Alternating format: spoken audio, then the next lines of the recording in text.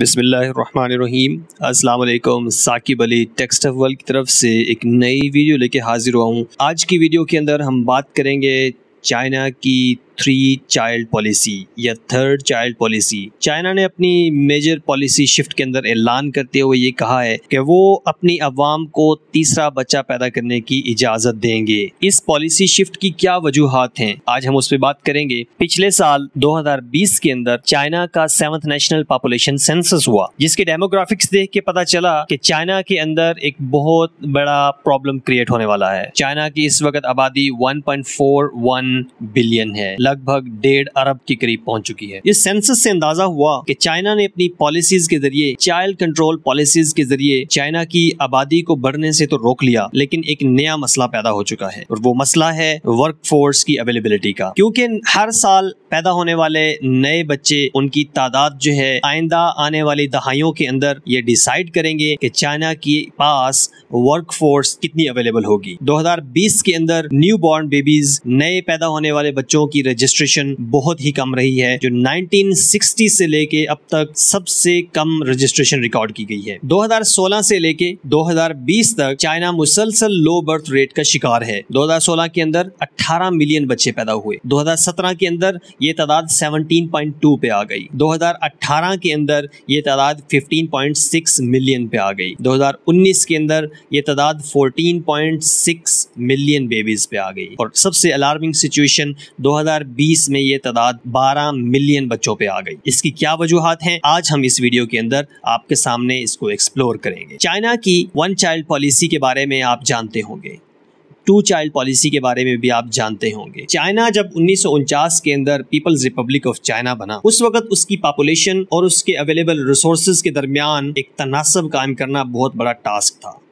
माओ या चेयरमैन माओ ज़ेडुंग के सामने ये एक बहुत बड़ा टास्क था कि आबादी को कैसे कंट्रोल किया जाए। तो उस वक्त उसने अपनी पार्टी के अंदर, अपनी कम्युनिस्ट पार्टी के अंदर ये चीज़ें डिस्कस करना शुरू की, जिसके अंदर सबसे ज़्यादा effective control child birth control था। चाइना की पहली पॉपुलेशन कंट्रोल स्ट्रेटजी या पॉलिसी सामने आई जो 70s में सामने आई, जिसको हम 1 चाइल्ड पॉलिसी कहते हैं। उस 1 चाइल्ड पॉलिसी का एक स्लोगन था, later, longer and fewer. Later मतलब शादियां लेट करें, लॉन्गर वक्फा ज्यादा दें बच्चों के दरमियान, फीवर उसका मतलब कि कम बच्चे रखें। लेटर, लॉन्गर, फीवर, इस स्लोगन, इस पॉलिसी के ऊपर 1970s से अमल दरामद शुरू होता है। 1970s के अंदर चाइना की आबादी 1 अरब तक पहुंचने वाली थी। 1 अरब तक पहुंचने वाली थी तो ये कम्युनिस्ट पार्टी के लिए एक बहुत बड़ा चैलेंज था। वो चाहते थे कि चाइना की आबादी को कंट्रोल करके लिमिटेड रिसोर्सेज को उसके तनासुब से मैनेज किया जाए। 1976 में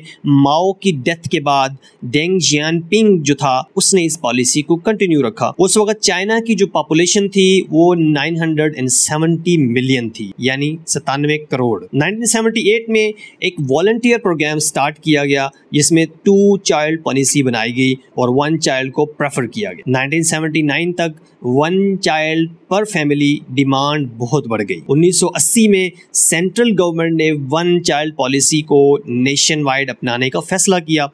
25 सितंबर 1980 को central committee of Chinese communist party ने तमाम पार्टी मेंबर्स को एक लेटर लिखा कि 1 चाइल्ड पॉलिसी को बाकायदा तौर पर इम्प्लीमेंट कर दिया जाए। ये एक नेशन वाइड पॉलिसी थी, लेकिन कुछ एथनिक माइनॉरिटी ग्रुप्स को और ऐसे पेरेंट्स जिनका पहला बच्चा माजूर या डिसेबल्ड होता था, उनको 2nd चाइल्ड की इजाजत हुआ करती थी। अर्बन एरियाज में, शहरी इलाकों के अंदर तो इस पॉलिसी को जल्द इंप्लीमेंट किया गया और लोगों ने उसको अडॉप्ट भी किया, लेकिन रूरल एरियाज में चूंकि लोग एग्रीकल्चर से वाबस्ता थे और ज़्यादा अफराद ही उनके लिए ज़्यादा पैदावार का जरिया थे, तो उन्होंने ऐसी पॉलिसी को रेजिस्ट किया। पॉलिसी को इम्प्लीमेंट करने के लिए क्या क्या इकदाम किए गए, ये एक बहुत मुश्किल टास्क था। इसके अंदर कॉन्ट्रासेप्शन आसान की गई। कॉन्ट्रासेप्शन मीन बच्चों की बर्थ कंट्रोल के जितने भी मेथड्स थे उनको अवेलेबल किया गया। पॉलिसी अडॉप्ट करने वालों को एम्प्लॉयमेंट दी गई, उनको फैसिलिटेट किया गया, हर जगह उनको अडॉप्ट किया गया,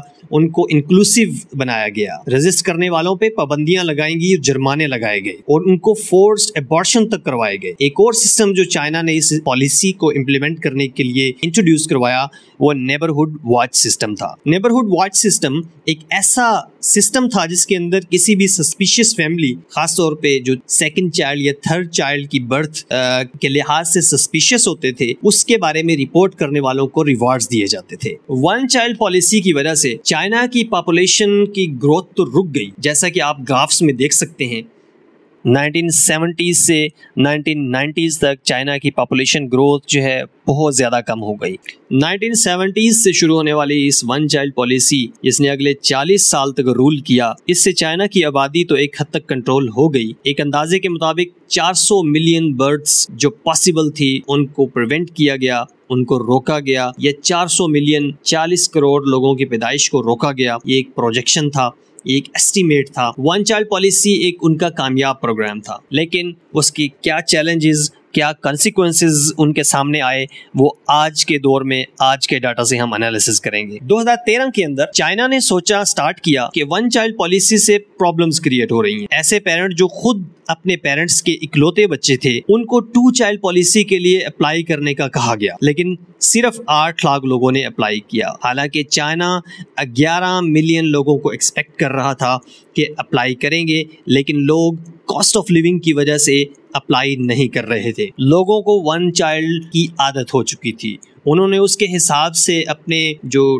डेली एक्सपेंसेस थे, मंथली एक्सपेंसेस थे, उनको मैनेज करना स्टार्ट किया। 2015 में चाइना ने ऑफिशियली वन चाइल्ड पॉलिसी को खत्म कर दिया। अब 2016 में 2 चाइल्ड पॉलिसी इंप्लीमेंट होने के बावजूद भी चाइना की पॉपुलेशन मुसलसल कम होती रही। और ये आपके सामने मैं पहले ही डाटा शेयर कर चुका हूँ कि 2016 में 18 मिलियन बच्चों की पैदाइश से लेके 2020 के अंदर 12 मिलियन बच्चों की पैदाइश पे पॉपुलेशन ग्रोथ पहुंच चुकी है, जो 60s से अब तक 1960s से अब तक ये लोएस्ट पॉपुलेशन ग्रोथ है। इसका मतलब ये हुआ कि चाइना को 2 चाइल्ड पॉलिसी ने भी कोई फायदा नहीं दिया। फर्टिलिटी रेट पर बात करते हैं। फर्टिलिटी रेट पर वुमेन एटलीस्ट 2.1 होना चाहिए ताकि आबादी में वर्क फोर्स कम ना हो। उसको रिप्लेसमेंट लेवल फर्टिलिटी का नाम दिया जाता है। ये आपके सामने मुख्तलिफ कंट्रीज का फर्टिलिटी रेट है। चाइना का रेट 1.32 चाइना ने डिक्लेयर किया है, लेकिन ये एक्चुअली 1.18 से भी कम है। लास्ट 10 साल का लेबर गैप ग्राफ अगर देखें तो यूएस और चाइना का कंपैरिजन करें तो 2010 से अब तक चाइना का लेबर फोर्स का ग्राफ बहुत तेजी से गिर रहा है और 2050 तक 2050 तक अगर ऐसे ही चलता रहा तो चाइना का वर्क फोर्स -0.5% एनुअली कम होना स्टार्ट हो जाएगा, क्योंकि 2050 में वो औरतें जो वन चाइल्ड पॉलिसी के टाइम में पैदा हुई वो 84 बरस की हो जाएंगी और आबादी का अच्छा खासा रेशो होंगी और 20 से 40 साल की उम्र वाली औरतें आबादी का 30% या इससे भी कम रह जाएंगी। आहिस्ता आहिस्ता 2050 तक ये प्रोजेक्शन है कि 64 साल और उससे ऊपर की एज वाले जो अफराद हैं उनका आबादी के अंदर रेशो बहुत ज्यादा बढ़ जाएगा। उसके मुकाबले में 0 से 15 साल के जो बच्चे हैं पॉपुलेशन के अंदर उनका रेशो कम होता जाएगा। तो दरमियान के अंदर जो 15 से लेकर 59 साल की उम्र की वर्क फोर्स है, उस वर्क फोर्स को श्रिंक होने से कौन बचाएगा? अगर ये वर्क फोर्स श्रिंक होती गई तो चाइना के पास एक वक्त आएगा कि चाइना के पास काम करने के लिए लोग अवेलेबल नहीं होंगे और ये उनकी इकोनॉमी के लिए एक बहुत बड़ी अलार्मिंग सिचुएशन है। तो आज की वीडियो में हमने देखा कि चाइना की 3 चाइल्ड पॉलिसी के पीछे क्या मोटिव्स थे, उनकी पॉपुलेशन डेमोग्राफिक्स के बारे में देखा कि उनकी पॉपुलेशन प्रोजेक्शन कहाँ जा रही है, 2050 तक दुनिया के अंदर चाइना कहाँ पे खड़ा है। इस वक्त चाइना और तरक्की याफ्ता मुमालिक जैसे कि Japan, south Korea, Australia, USA, इनको अपने फर्टिलिटी रेट को लेके बहुत ज्यादा तहफुजात हैं, क्योंकि ना सिर्फ चाइना का फर्टिलिटी रेट बहुत कम हो चुका है बल्कि यूएसए, ऑस्ट्रेलिया, साउथ कोरिया और जापान का फर्टिलिटी रेट जो है वो भी बहुत कम हो चुका है, जिसकी वजह से इन मुल्कों के पास तरक्की करने के लिए वर्क फोर्स की अवेलेबिलिटी बहुत कम हो जाएगी। मेरे चैनल को प्लीज सब्सक्राइब करें, वीडियोस को लाइक करें, दोस्तों के साथ शेयर करें, अपने कमेंट्स के जरिए अपनी राय से मुझे आगाह कीजिए। Me Saqib Ali signing off till the next video. Thank you so much. अल्लाह हाफिज।